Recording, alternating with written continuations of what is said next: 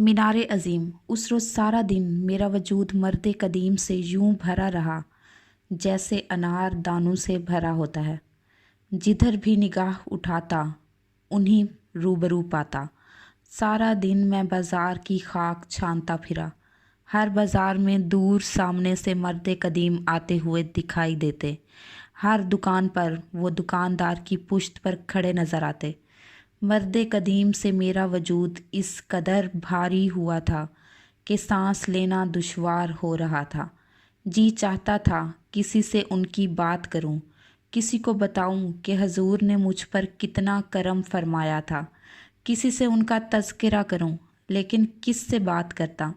वहाँ कोई था ही नहीं। उस रोज़ मैं मदीना मुनव्वरा में गोया अकेला था, तन तन्हा। वो भीड़, वो शोर व शगब मेरी निगाह में धुंधला चुके थे। गिरदो पेश मध्यम पड़ चुके थे। कुदरत और डॉक्टर दोनों ही फजर की नमाज के बाद काली मोटर में बैठकर न जाने कहाँ चले गए थे। जाते हुए उन्होंने कहा था, हम एक ज़रूरी काम के लिए जद्दा जा रहे हैं, शाम तक वापस लौट आएंगे। पता नहीं उन्हें जद्दा में क्या काम था। मैंने बतेरा पूछने की कोशिश की थी, लेकिन कुदरत की कम गुमसुम शख्सियत से बात अखज़ कर लेना मुमकिन नहीं। पूछो तो जवाब तो वो दे देता है, लेकिन उस जवाब से बात खुलती नहीं बल्कि उलझ जाती है। शाम के बाद जब कुदरत वापस आए तो वो बहुत खुश नज़र आते थे। आते ही पूछने लगे, कहिए मुफ्ती साहब, दिन कैसे गुज़रा? बहुत बुरा, मैंने जवाब दिया। क्यों? वो चौंके। सारा दिन मर्द कदीम की नज़र हो गया। सारा दिन उन्होंने कुछ देखने दिया, ना सोचने दिया, ना महसूस करने दिया। अभी हम मर्द कदीम के मुतालिक बातें कर रहे थे कि मदीने की पाकिस्तानी डिस्पेंसरी के डॉक्टर आ गए। कहने लगे, आज फिर मस्जिद नबवी रात को खसूसी तौर पर खुलेगी। अगर आप चाहें तो ज़ियारत और इबादत के लिए तशरीफ़ ले चलें। आज किसके लिए खुलेगी? डॉक्टर इफ़्फ़त ने पूछा। कल तो मराकू के शाह के लिए खुली थी ना, आज पाकिस्तानी उलमा के वफ़द के लिए खुलेगी, उन्होंने जवाब दिया। 1968 में पाकिस्तानी उलमा के वफ़द को हज पर मदऊ किया गया था। इस वफ़द में हमारे चंद उलमाए दीन शामिल थे। जब मैं पहली मर्तबा जद्दा के सफ़ारत पाकिस्तान में गया तो क्या देखता हूँ कि सफ़ारत के अमले की निगाहें सदर दरवाज़े की तरफ मरकूज़ हैं। सफ़ारती इमारत पाकिस्तानी ज़ायरीन से खचाखच भरी हुई थी। वो सब इल्तिजा भरी निगाहों से अमले की तरफ देख रहे थे। उनके हाथों में कागज़ थे जो वो अमले की खिदमत में पेश करना चाहते थे। उन होंठों पर आहोजारी से भीगी हुई मारूज़ात थीं। उनके चेहरे हिज़्न व मलाल की तस्वीर थे। एक कह रहा था, मेरी अर्ज़ सुन लीजिए जनाबे वाला। दूसरा कह रहा था, हजूर मुझे यहाँ खड़े 3 दिन हो चुके हैं। तीसरा ज़ारो कतार रोए जा रहा था। गालिबन वो कहकर थक गया था, ज़ुबान से अर्ज़ करते करते हार गया था और अब अल्फाज ने आंसुओं की शक्ल अख्तियार कर ली थी। एक साहिब बड़े जलाल में यूं इधर से उधर टहल रहे थे जैसे चिड़िया घर में शेर गुस्से और बेबसी के आलम में जंगले के पीछे चक्कर काटता है। चंद एक लोग हिस्टेरिक हो रहे थे, कभी रोने लगते, कभी अपनी लाचारी और बेबसी पर हंसने लगते।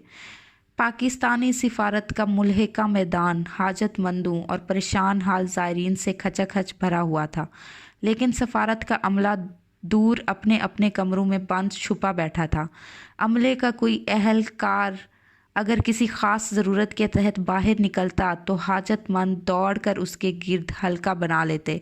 फिर मिन्नतों और आहोजारी और हिचकियों से फ़िज़ा भर जाती और फिर अहलकार की करख्त आवाज़ गूंजती, हट जाओ, पीछे हट जाओ। अहलकारों की निगाहें सदर दरवाज़े पर मरकूज़ थीं कि कब उलमा का वफ़द आए और वो वफ़द के रूबरू दस्त बस्ता हाजिर होकर अहकामात बजा लाएं। सफ़ारत पाकिस्तान के अमले को हुक्म मसूल हुआ था कि उलमाए पाकिस्तान के वफ़द के लिए चश्मे बरा रहें, उनकी खातिर मदारत में कोताही ना हो, उन्हें किसी किस्म की तकलीफ़ ना हो, शिकायत ना हो।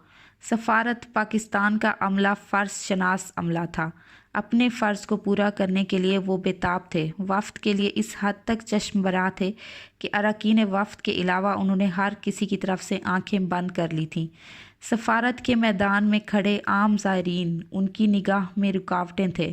ان خواہ مخواہ کی رکاوٹوں کو دیکھ کر انہیں غصہ آتا تھا، جس کا وہ دل کھول کر اظہار کرتے تھے۔ زائرین کو ڈانٹتے تھے، تمسخر اڑاتے تھے، انہیں حقارت سے دیکھتے تھے۔ ایک کہتا تھا، ہٹائیے جی، یہ تماشا تو روز لگا رہتا ہے۔ دوسرا کہتا، میاں 10-20 ہوں تو کوئی ان کی بات سنے، یہاں تو ہزاروں ہیں، اور جو ان کے کام کر بھی دو تو مزید ہزاروں آ پہنچیں گے۔ یہ سلسلہ تو لامتناہی ہے۔ ادھر وفد کے علماء کرام تھے۔ یہ احساس ان کی رگ رگ میں سمایا ہوا تھا کہ وہ عام زائر نہیں بلکہ خصوصی مہمان ہیں، اور پاکستانی سفارت اور سعودی حکومت صرف اس واسطے چشم برا کھڑے ہیں کہ ان کے آرام اور آسائشوں کا خیال رکھیں، چونکہ وہ خصوصی ہیں۔ اگر آپ کو یہ احساس ہو جائے کہ آپ خصوصی ہیں اور 2 ملکوں کے اہلکاروں کا واحد کام آپ کی خوشنودی حاصل کرنا ہے، تو لازماً ذاتی آرام اور آسائش کے متعلق آپ کے خیالات میں ایک عظیم الشان وسعت پیدا ہو جاتی ہے، اور آپ کی خوشنودی آسانی سے حاصل ہونی ممکن نہیں رہتی۔ بہرحال وفد کی شکایات لہجہ بہ لہجہ بڑھتی جا رہی تھیں۔ انہیں شکایات تھی کہ سفر کرنے کے لیے انہیں جو کار مہیا کی گئی ہے وہ کالے رنگ کی نہیں تھی، اس پر جھنڈا نہیں لگا ہوا، اس کا انجن رولز رائس کا نہیں۔ انہیں یہ شکایت تھی کہ مکہ شریف کی سڑک پر سفر کرتے ہوئے گرد اڑتا ہے، وضو فسق ہو جاتا ہے، پاکیزگی میں فرق آ جاتا ہے۔ ایک کہتا، ہم تو کھیر آرد خرما سے ناشتہ کرنے کے عادی ہیں، اور یہ انڈا ٹوسٹ لا حول ولا قوت۔ دوسرا کہتا، ہمیں قیمہ پسند نہیں، اس کے کوفتے بنا دیے جائیں تو البتہ۔ تیسرا کہتا، یہ چائے وائے اپنے کام کی نہیں، ہاں دودھ کا گلاس ہو تو بہتر رہے گا، اور اس میں بالائی ڈال دی جائے تو مذائقہ نہیں۔ یہ خصوصی مہمان اپنے آپ کو سعودی عرب کے قانون سے مستثنیٰ سمجھتے تھے۔ جب سعودی عرب کی چوکیاں انہیں روک کر ان سے کوائف پوچھتیں تو وہ غصے میں آ جاتے۔ کتنے بے خبر ہیں یہ لوگ، اتنا بھی نہیں جانتے کہ ہم مہمان خصوصی ہیں اور ملک کا قانون ہم پر لاگو نہیں ہوتا۔ مدینہ منورہ کی حدود میں داخل ہوتے وقت میں نے دیکھا کہ وفد کی ایک گاڑی رکی کھڑی ہے، اور چوکی کے کارندے منتیں کر رہے ہیں کہ حضور قانون کے مطابق داخلہ پر مقررہ رقم کی ادائیگی ضروری ہے۔ چونکہ آپ مہمان خصوصی ہیں، آپ اس سے مستثنیٰ ہیں، لیکن جس صاحب جنہیں آپ مہمان بلا کر ساتھ لائے ہیں، ان کی ادائیگی ضروری ہے۔ 2-1 ارکان تو کارندوں کی منت سماجت کو اپنی توہین سمجھ رہے تھے۔ یہ رکن قرآنی زبان میں اپنے غصے کا اظہار کر رہے تھے۔ دوسرے کہہ رہے تھے، تم نے ہماری گاڑی کو روکنے کی جسارت کیوں کی؟ وفد کے اس رویے کو دیکھ کر چوکی کے کارکنوں نے ایک طرف جا کر باہمی مشورہ کیا اور یہ فیصلہ کیا کہ قابل ادا محصول وہ سب اپنی ذاتی جیبوں سے ادا کریں اور مہمان وفد سے کچھ نہ کہیں۔ جب ہماری گاڑی چلی تو وہ سب آپس میں چندہ جمع کرنے میں مصروف تھے۔ اس رات مسجد نبوی صلی اللہ علیہ وآلہ وسلم خصوصی طور پر علماء کے اس وفد کے لیے کھولی جا رہی تھی۔ ڈسپنسری کے ڈاکٹر نے بڑے احترام سے قدرت کو مخاطب کیا، کہنے لگے، کل تو آپ کی طبیعت خراب تھی، اس لیے موقع سے فائدہ حاصل نہ کر سکے۔ اللہ تعالیٰ نے اپنے فضل و کرم سے آج پھر موقع دیا ہے۔ اگر آپ کی طبیعت ٹھیک ہو تو آج حرم میں تشریف لے چلیے۔ آج پھر مسجد نبوی خصوصی طور پر علماء پاکستان کے وفد کے اعزاز میں کھل رہی ہے۔ قدرت نے بڑی لجاجت سے ڈاکٹر صاحب کا شکریہ ادا کرتے ہوئے کہا، جدہ کے طویل سفر کے بعد مجھ میں اتنی ہمت نہیں رہی کہ مسجد نبوی میں حاضری دے سکوں۔ ڈاکٹر عفت اور میں حیرت سے قدرت کی طرف دیکھ رہے تھے۔ سمجھ میں نہیں آ رہا تھا کہ قدرت اتنی بڑی نعمت کو کیوں ٹھکرا رہے ہیں۔ آخر وہ مسجد نبوی میں خصوصی حاضری کے اس موقع پر کیوں ہچکچا رہے تھے، کیوں پہلو تہی کر رہے تھے؟ جب ڈاکٹر صاحب مایوس ہو کر چلے گئے تو عفت اور میں دونوں ہی قدرت پر برس پڑے۔ آخر وفد کے ساتھ میں حاضری دینے میں کیا حرج ہے؟ آپ جانے پر رضامند کیوں نہیں ہوتے؟ عفت بولی، کل جو آپ نے ناسازی طبع کی بات کی تھی وہ تو محض بہانہ تھا، آج بھی آپ سفر کی کوفت کا بہانہ لے بیٹھے ہیں۔ हम दोनों का जारहाना रवैया देखकर कुदरत के चेहरे पर मजबूरी और बेबसी की घटाएं उमड़ आई। नहीं, वो बड़ी मिन्नत से बोले, मैं इन हालात में हाजिरी नहीं दे सकता।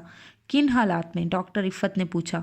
इन हालात में, उन्होंने मुल्तजियाना अंदाज से कहा। क्या मतलब है आपका? इफ़्फ़त ने पूछा। मैं मस्जिद नबवी में एक आम फ़र्द की हैसियत से हाज़िरी दे सकता हूँ, ख़ुसूसी फ़र्द की हैसियत से नहीं। उन्होंने अटक अटक कर कहा और कुर्सी से उठकर खड़े हुए।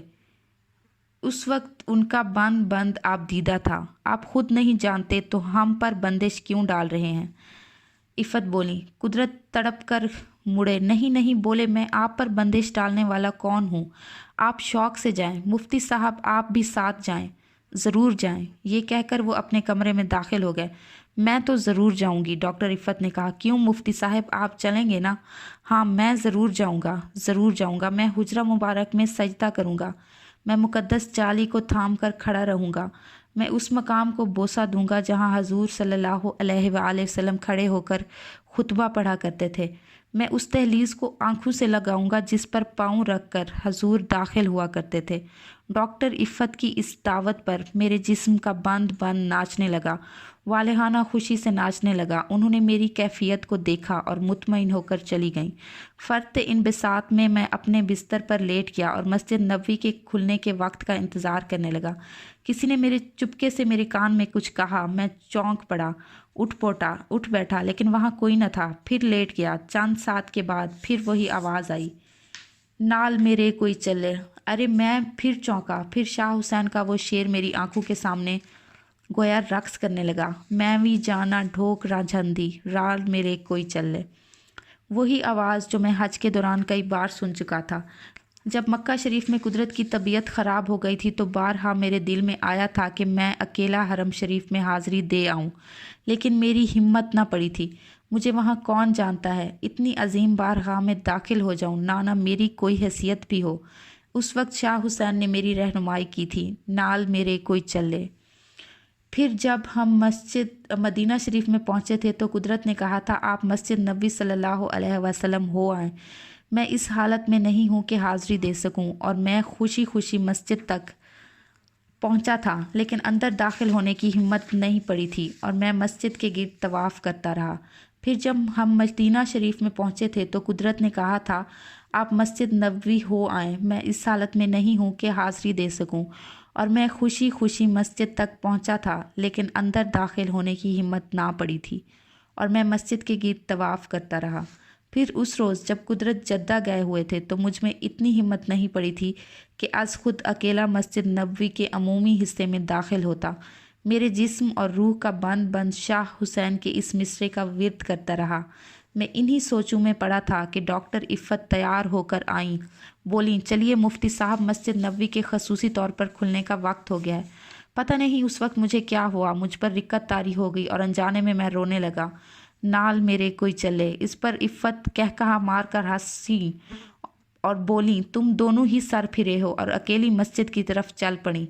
रात को जब वो मस्जिद से वापस आई तो मैं बड़े इश्तियाक से उनके पास जाकर बैठा। कहिए कैसा रहा?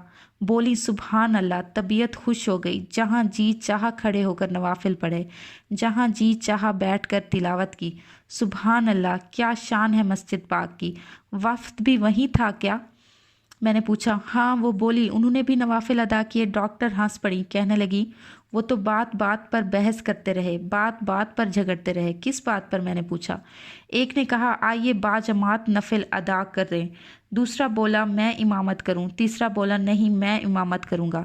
एक ने कहा, मैं तेरे पीछे नमाज नहीं पढ़ूंगा। दूसरे ने कहा, तुझे इमामत करने का कोई हक नहीं, इसलिए कि तेरा अकीदा फासिक है।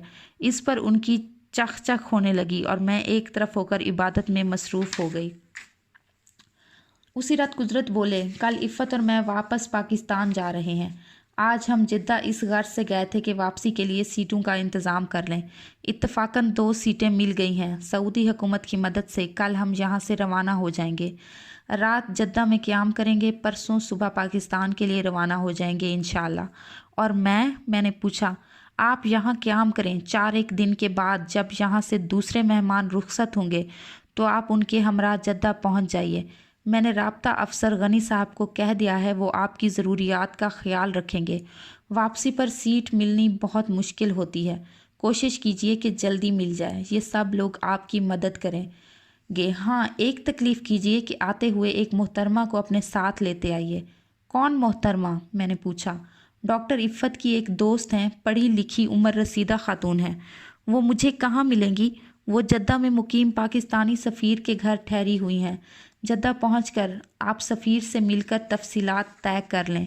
اگلے روز سارا دن قدرت اور میں مسجد نبوی میں داخل نہ ہوئے۔ ہم نے تمام نمازیں مسجد نبوی کے مقابل کے میدان میں ادا کی۔ مسجد میں نماز کے وقت اتنی بھیڑ ہو جاتی ہے کہ نمازیوں کے لیے جگہ نہیں رہتی، اس لیے وہ مسجد سے باہر ملحقہ میدان میں مصطلے بچھا کر قطاریں بنا لیتے ہیں اور وہیں باجماعت نماز ادا کرتے ہیں۔ ظہر کی نماز پڑھنے کے بعد جب ہم گھر کی طرف روانہ ہوئے تو بھیڑ سے نکل کر ایک آدمی نے مجھے سلام کیا۔ وہ درمیانی عمر کا عرب تھا، میلے لباس پر جا بجا پیوند لگے ہوئے تھے، چہرے سے اسرت ٹپک رہی تھی۔ میرا جی چاہا کہ اس سے کچھ دوں، چونکہ میرا خیال تھا کہ وہ بھکاری ہے۔ میں نے جیب میں ہاتھ ڈالا، قدرت نے میرا بازو پکڑ لیا، کہنے لگے جلد بازی نہ کیجیے، کچھ دینے میں حرج کیا ہے؟ میں نے کہا۔ قدرت مسکرا دیے، بولے آپ اسے بھکاری سمجھتے ہیں کیا؟ تو اور کون ہو سکتا ہے بھلا؟ میں نے پوچھا۔ آپ مدینہ منورہ سے واقف نہیں؟ کیا مطلب؟ یہ بھکاریوں کا شہر نہیں، درویشوں کا شہر ہے۔ ممکن ہے یہ شخص جسے آپ بھکاری سمجھ رہے ہیں درویش ہو، ایسا درویش جو آپ کو ہفت اقلیم کی بادشاہت بخش سکتا ہو۔ اس وقت دفعتاً مجھے خیال آیا کہ مکہ معظمہ اور مدینہ منورہ میں نے کوئی بھکاری نہیں دیکھا تھا۔ یہاں بھکاری نہیں ہوتے کیا؟ میں نے پوچھا۔ نہیں، وہ بولے، حاجت مند نہیں ہوتے ہیں۔ وہ بولے، فرق صرف یہ ہے کہ ہمارے ہاں حاجت مند غنی کی تلاش میں سرگرداں رہتے ہیں، یہاں غنی حاجت مند کی تلاش میں مارے مارے پھرتے ہیں۔ ہمارے ہاں حاجت مند ہاتھ پھیلاتے ہیں، یہاں دینے والے حاجت مند کی منت کرتے ہیں کہ میری پیشکش قبول فرما کر مجھ پر احسان کریں۔ وہ درویش جسے بیکاری سمجھ رہا تھا میرے قریب آ گیا۔ اس نے میرے کندھے پر اپنا ہاتھ رکھ دیا اور بڑے پیار سے تھپکنے لگا۔ اس کی مسکراہٹ میں بخشم، سمرقند و بخارا کی واضح جھلک تھی۔ مدینہ منورہ سے شہر سے کوئی بھی واقف نہیں ہے، کوئی بھی واقف نہیں ہو سکتا۔ یہ شہر کسی کو نظر نہیں آتا، کوئی اسے دیکھ نہیں سکتا، چونکہ یہ شہر ایک عظیم مینار کے سائے میں چھپا ہوا ہے۔ جدھر بھی دیکھو، جدھر بھی نظر اٹھاؤ، عظیم مینار کے سوا کچھ دکھائی نہیں دیتا۔ تم جو سر اٹھا کر اس عظیم مینار کی بلندی کا جائزہ بھی نہیں لے سکتے، تم اس شہر کو کیا دیکھو گے؟ پچھلی مرتبہ مجھے یہاں ایک درویش ملا تھا، قدرت نے کہا۔ انہوں نے مجھے بتایا، کہنے لگے یہاں بڑے بڑے اولیاء کتب اپنے آپ میں اتنی ہمت نہیں پاتے کہ وہ سر اٹھا کر دیکھیں۔ قدرت مسکرانے لگے۔ وہ درویش سچ کہتے تھے۔ مدینہ منورہ کو آج تک کسی نے نہیں سمجھا، کسی نے نہیں جانا۔ یہاں جو بھی آتا ہے اس کی توجہ حضور کی طرف لگی ہوتی ہے، سب کی نگاہیں حضور کی طرف اٹھی ہوتی ہیں، سب کے دل حضور صلی اللہ علیہ وآلہ وسلم کے لیے دھڑکتے ہیں، سب دلوں کا فوکس حضور صلی اللہ علیہ وسلم پر مرکوز ہے۔ صرف حضور صلی اللہ علیہ وسلم فوکس میں ہے، باقی سب کچھ دھندلا ہے، آؤٹ آف فوکس۔ حضور ایک عظیم مینار ہے اور یہ شہر اس مینار کا سایہ ہے۔ صرف یہ ایک شہر ہے جہاں سچا دین عملی طور پر رائج ہے۔ دوسرے شہروں میں حاجت مند مانگتے ہیں، انہیں مل بھی جائے تو دینے کا فعل عمل میں نہیں آتا۔